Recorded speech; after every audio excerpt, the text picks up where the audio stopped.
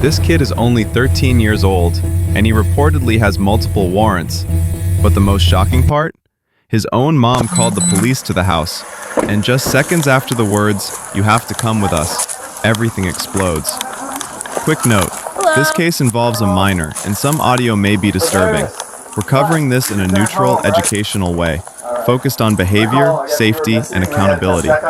Now let's start from the moment officers arrive to check on the teen, and how one call from a parent turns into a full-blown arrest in minutes. Alright. Is mom here? Oh, I'm the guardian. You're the guardian? Okay.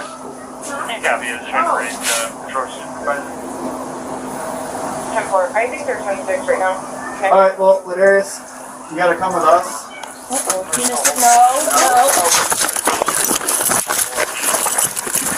Come on, buddy. That was so unnecessary. And 30 time lapse, 10 minutes. Stop fighting. Stop. Take a breath. You're fine. You're fine. Dispatch, I'll be in front of my computer in a few minutes, and I'll start finding you in a second clear. Any calls that are holding for like an hour or more, if we can refer them to our online reporting, that'd be great. Can you let go? That right one?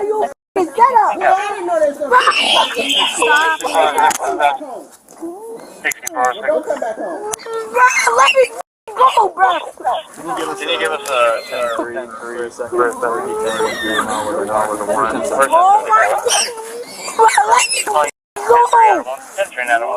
Oh, sorry. I just got a double welcome. Get off me, bro! Get off me!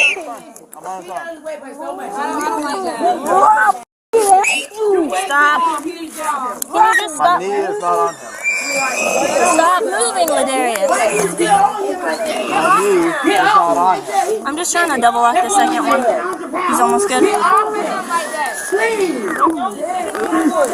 Please, just get out, please.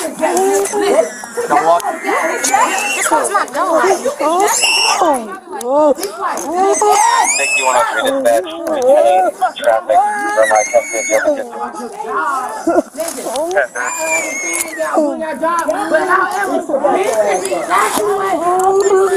Jesus, Mary, Joseph.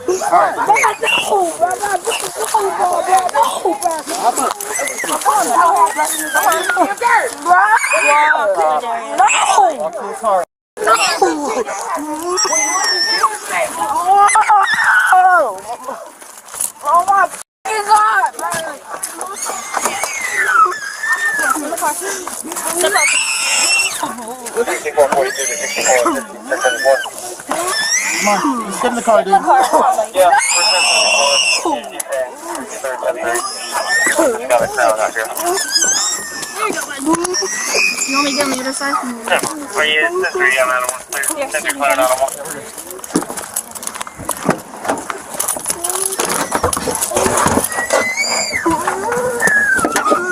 6140 is out on 31st.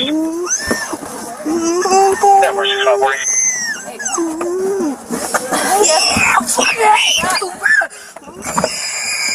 He hasn't been searched. Stop, buddy. Come on.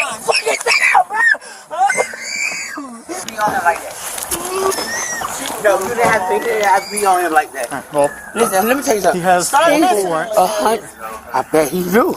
I bet multiple warrants. I bet he do. Okay, but This the lane he want to be in. I can guarantee you I wasn't hurting him. Okay. well, at least you get it. We have to control him. Look. You can say what you want. We have to control him. Okay. We have to control him. I understand. Yeah. But it looked like you was on top of him. That's all I was asking you to do was get off. And I was not. That's what it looked like, so I was just trying to. I was not. Don't get that. And you'll see on your. Listen, He relaxed. Yeah, you go ahead and help him. Yeah.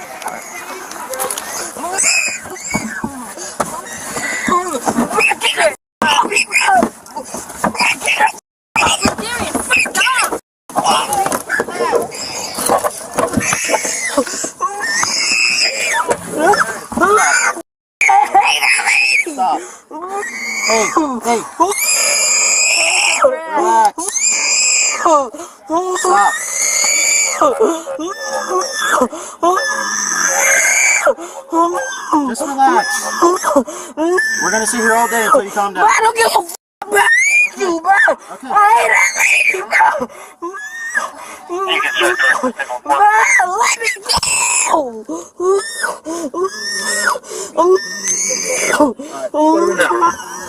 I'm just fixing the search. Oh my God.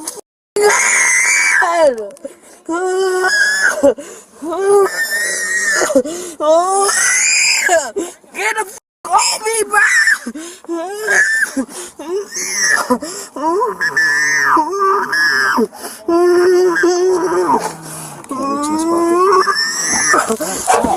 Yes, 605, can you back one back? Copy 22 civil. Suspect. 2150 Street, South Beach Avenue, East Front. Residents caller tow truck. Stop. Hey, just stand up. Are you gonna scream all day, or how's this gonna work?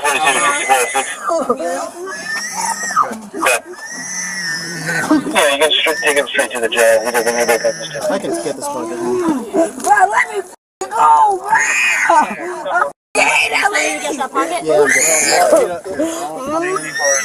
got it.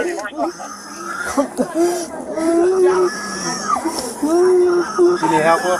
We are.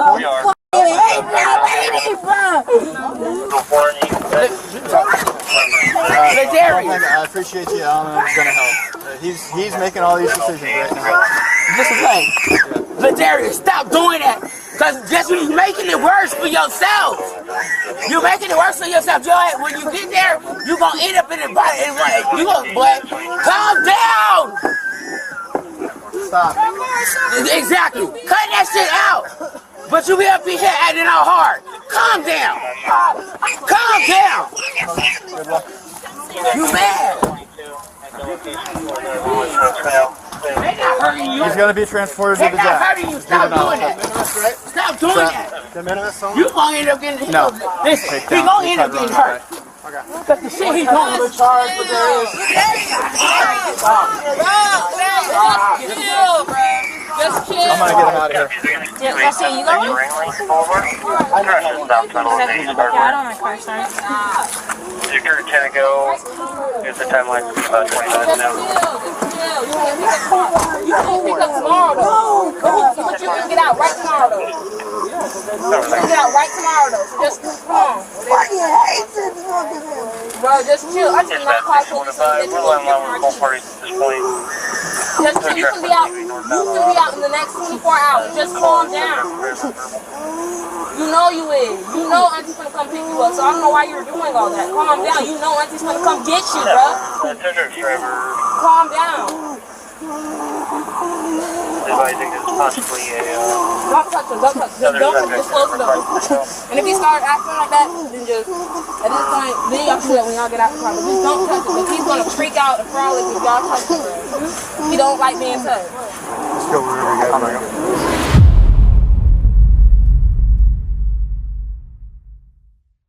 All right, if you're still feeling heavy after watching that, you're not alone, because this case forces 3 hard questions.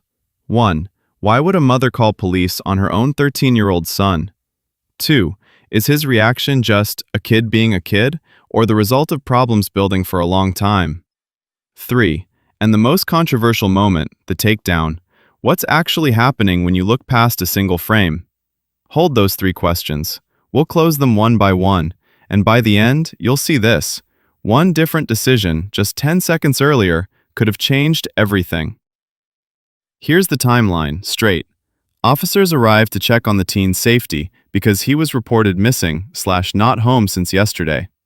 He says he stayed at someone else's place, details unclear.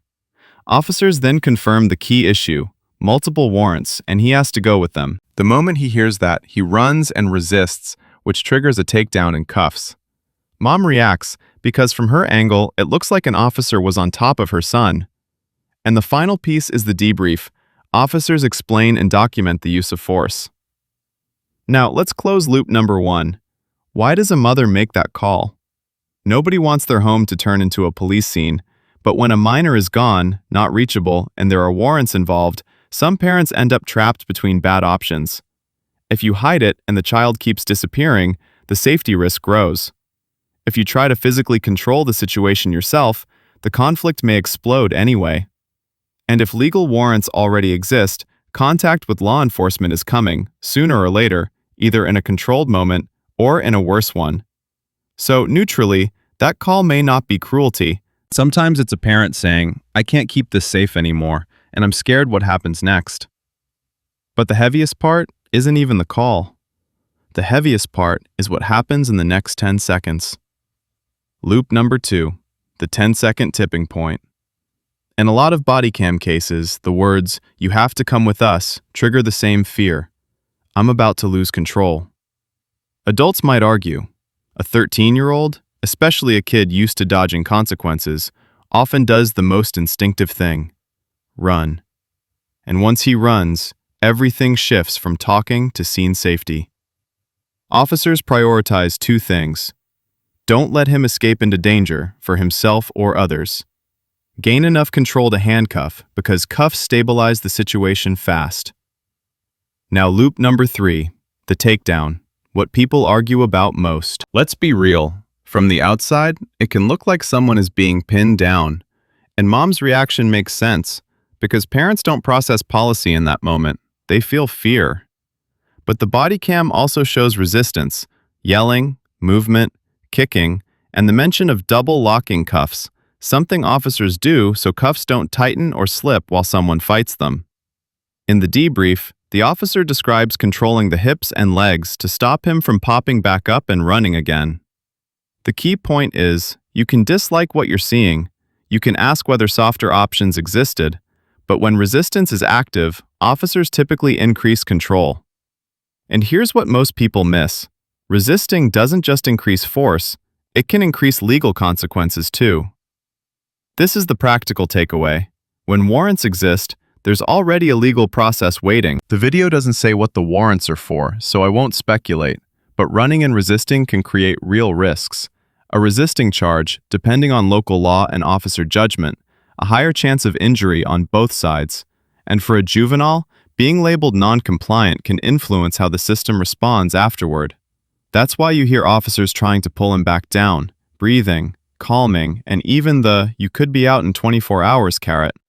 Whether or not that timeline is guaranteed, the immediate goal is simple: reduce escalation now. Let's break it down fairly from 3 angles. Mom's perspective. She's caught between 2 fears: fear her child disappears again, and fear her child gets hurt during arrest, so her reaction is human. The teen's perspective. He's 13, emotions on fire. He may feel cornered or betrayed, but the tragic part is, he chooses the option that makes everything worse: flight and resistance. Officer's perspective. Once he runs, they prioritize control, and they also have to document force for accountability. That debrief at the end exists for a reason, so the story isn't decided by one frozen frame. So what's the lesson, if you're a parent watching this or a young person watching this? 5 practical lessons. 1. For parents, don't wait until it's unmanageable. Build a plan. Family, school, counselors, and, if necessary, authorities, aiming for the safest, calmest intervention possible. 2. For young viewers, running doesn't erase consequences, it usually adds consequences. Calm compliance reduces risk. Let guardians and lawyers handle the rest. 3. For everyone, don't judge from one angle. Follow the timeline and the facts. 4. For high-stress moments, the calmer you get, the more options you keep. Slow breathing isn't weakness, it's control.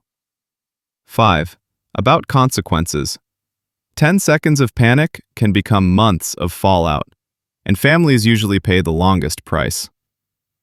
Now I want to ask you something, and I genuinely want to read your perspective. If you were the mother in this case, would you call police or handle it differently? And if you were the teen, at the moment you heard, "Come with us," do you run or do you breathe and cooperate? Drop your take in the comments, respectfully, because this involves a minor. If you found this neutral breakdown helpful, hit like, subscribe, and turn on notifications for the next case. And in the next video, you'll see something even more intense: how one wrong sentence during a simple contact can flip a normal conversation into an arrest instantly. Don't miss it.